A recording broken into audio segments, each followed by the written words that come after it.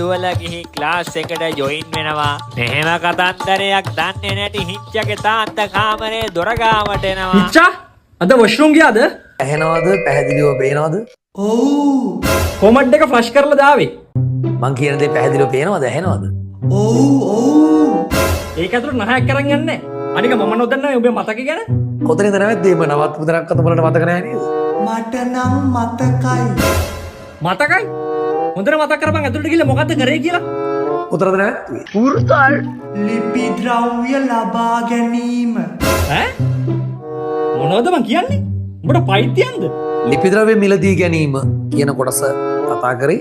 ඔව්. ඔව්? පයිතියන්ද ඔව් කියන්නේ? එකට එක කියන්නම කඩ පල්ලා හරිද? තාම අපි ගණන් හදන්න තාම ප්‍රවිෂ්ඨ වුණේ නැහැ. හරි? හරි තමයි. මේ ලෝකයක අවංකව ළමයෙක්ගේ සාර්ථකත්වයක් දකින්න මහන්සිනේ තුන්ගොල්ලයි. අම්මයි තාත්තයි ගුරුවරු. ඒ තුන්ගොල්ලන්ට ගරු කරන පුරුදුයක්. ඕක නෙවෙයිනේ තුන. ඈ? පොරු බේනවද මට උගන්නන්න? ගියාම බලන්න තව කවුද එහෙනම් ළමයෙක්ගේ සාර්ථකත්වයට මහන්සි වෙන්නේ කියලා?